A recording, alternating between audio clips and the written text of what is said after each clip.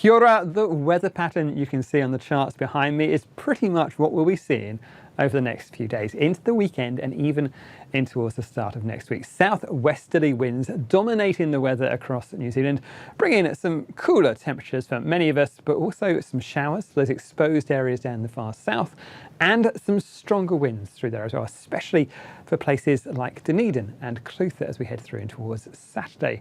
But I think we are going to find it's still a rather cool looking story for many of us. As this front moves up and across us through the afternoon, it brings some cloud for a time through Canterbury.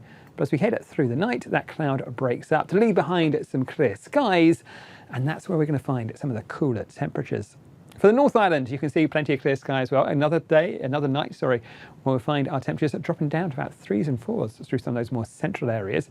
But while we keep hold of this southwesterly feed of air across us, we'll keep hold of that risk of showers around those western coasts in towards Northland and Auckland, but more so down through parts of Southland and around the Otago coast. And that's also where we're going to find those strong winds. We have got that strong wind watch out for Saturday. But for many of us, as we head through the night time and in towards the early hours of the morning on Saturday, we'll notice it is a cooler feeling night. Temperatures across the central plateau of the North Island down to about 3 degrees Celsius. Similar values down towards Palmerston North in Manawatu as well. A cold night and a cold, chilly start today, first thing on Saturday. But some of the coldest temperatures through those clearer skies of Canterbury and down in towards Otago, with our temperatures back down cold enough to give us a frost to start the day on Saturday. As we head through the daytime on Saturday, you can see we'll keep hold of that feed of air from the south and the west. And New Zealand acts a bit like a rock in a stream, with a lot of the activity going either side of us. Some showers still pushing through in towards Southland and Otago, some of those fairly sharp at times as well. And we'll find some showers feeding on towards that western coast of the South Island, and also from, say, Taranaki right the way round towards Northland, keeping those showers through there. But with a bit of more protection from the hills and the ranges, places like the Bear Plenty and the eastern side of the North Island and the South Island should fare better with some drier and brighter weather, but still watch out for some of those stronger winds around Banks Peninsula and around particularly those far southeastern corners of the country. As we head towards the North Island, we'll find there is that east-west split with more cloud as we head through the daytime on that western side. You can see these showers pushing through in towards Auckland on and off through the daytime. More so though, as we head in towards the afternoon, those showers become more persistent through parts of, say, Taranaki and Waikato, Waitomo, out towards places like the Coromandel, the Bear Plenty, and down through Tairāwhiti and Hawke's Bay, and even in towards Wairarapa. Generally a fine day with some decent spells of sunshine. If you're up very early, you might catch an odd shower in Wellington before dawn, but most of the time it's a pretty decent day for you with some nice spells of sunshine. Temperatures in the capital reaching highs of just 13 degrees Celsius, but warmer as we head up that eastern coast. Places like Napier up to 17, 16 degrees Celsius there for Auckland, but with a few showers for you on and off through the daytime.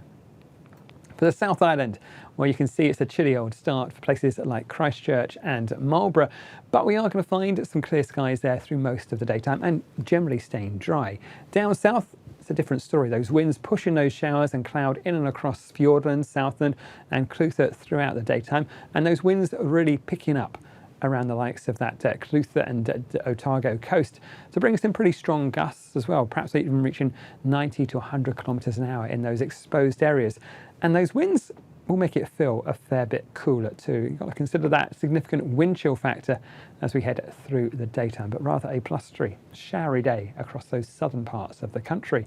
In terms of our temperatures, we're still reaching highs of around about 13 or so, but it will feel colder with that wind pushing through. So do watch out for that. There is that strong wind watch that runs right away from 3 p.m. on Saturday to about midday on Sunday. And that will have a real impact on how our temperatures feel.